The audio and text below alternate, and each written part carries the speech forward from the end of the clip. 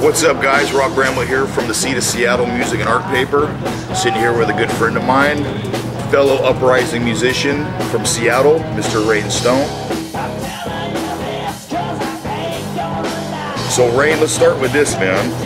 He sings in Jar Flies, the Alice in Chains tribute cover band. You sing for Ratchet Head, Mike Wilton's Ratchet Head from Queensryche, and you also sing for Clover Jane.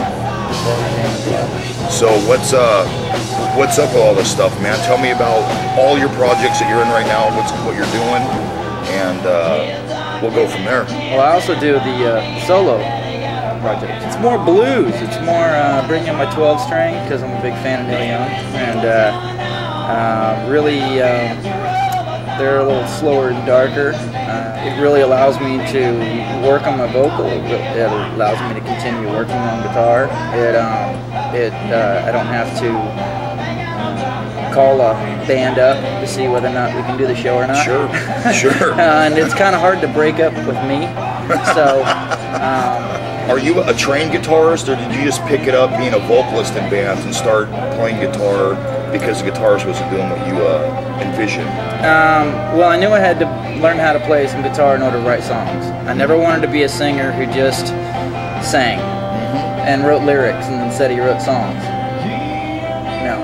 When I ended up moving to Seattle, started a band, and I was just going to be the singer. Now, was this a band that was kind of big, or was it? This band was called Killing Faith, and we did get some success. We'd moved quite a few units in a very short period of time. There was nothing really going on in the Seattle music scene at that point in time, but we weren't anything huge. But you know, we had gotten some interest because we were moving units. So we were trying to find a rhythm guitarist, and couldn't find one. And I remember one of the people said, well, you know, all it takes is practice to sing and play at the same time, and I really didn't want to hear that, but it was true. One thing that a lot of people don't know, and I've been trying to incorporate in some of my acoustic shows, is that I play piano actually better than I play guitar. So I've been actually incorporating some. I've been bringing a keyboard to some shows and been playing some songs that I've written on piano. Because actually a lot of the songs I write on piano first, then transpose to guitar. Now, do you have a CD that's getting ready to maybe come out for your acoustic stuff? It's actually already out. It's already out. It was recorded at live at the Manette in Bremerton. Okay. And I've had it out for about a year.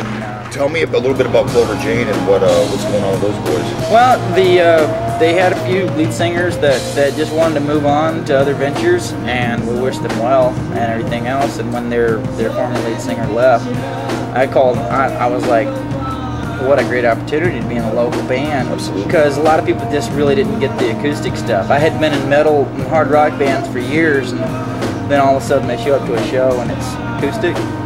It really didn't. My core fans just really didn't understand it at that point in time. So I thought it would be a great opportunity to get in and be a part of a rock band.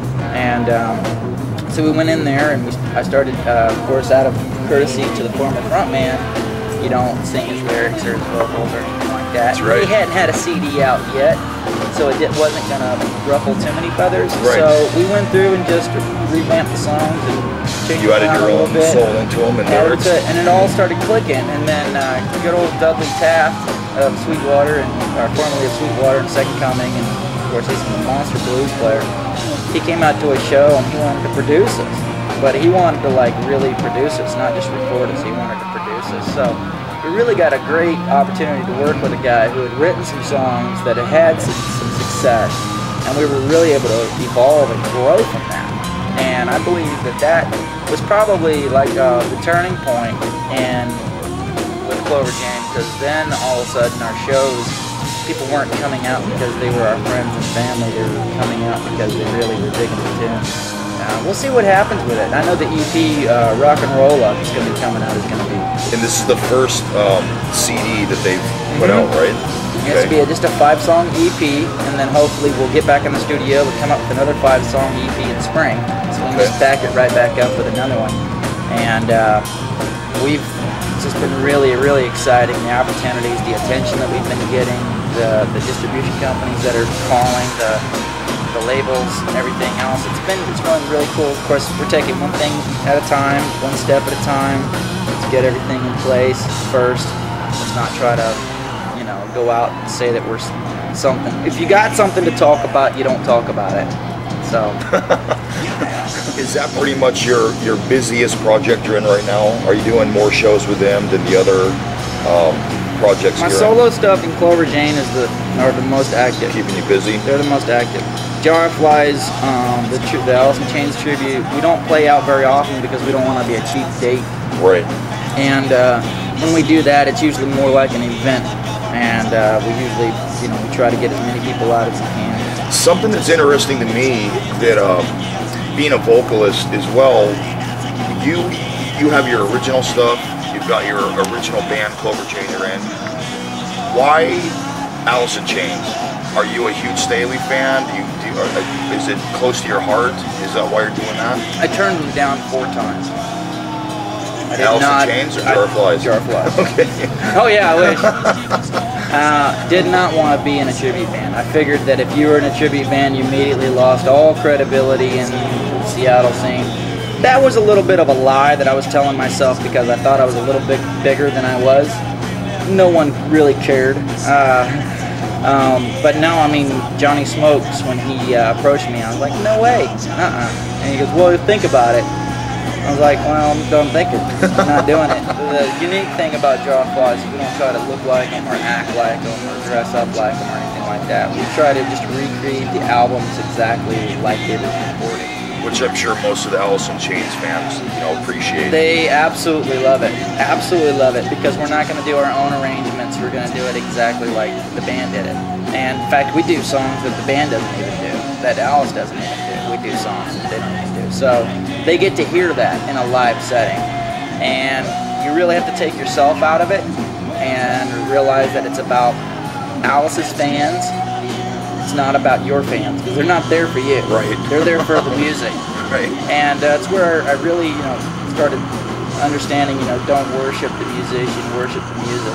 And doing that was where you remove yourself out of it and listen to how he delivered and just tell the story the same way he told the story, you know. So after singing some of the Alice in Chains songs, do you have a deeper respect for Lane, vocally and lyrically?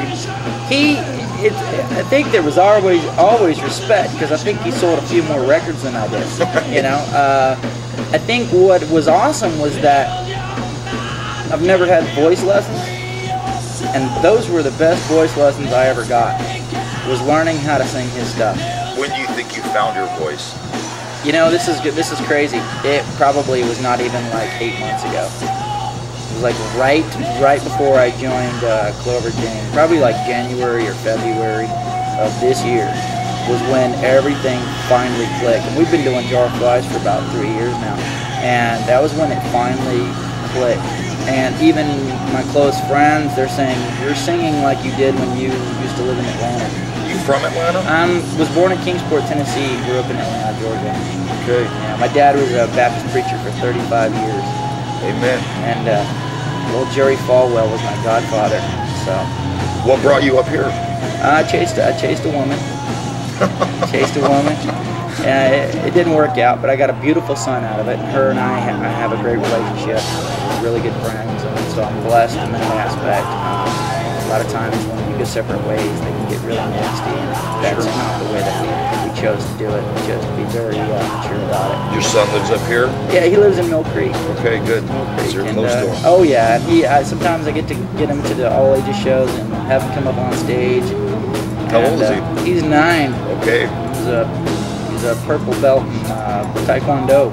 You got your future bouncer. Yeah, exactly. Well, nobody's gonna be picking on him in high school.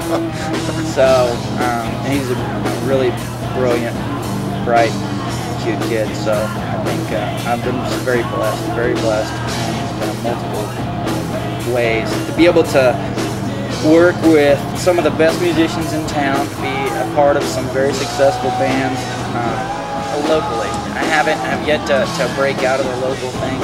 Either it's because of capital or another project's demanding too much of my time. But if it hadn't been for Jar of Flies, I would not have been introduced to Michael Will.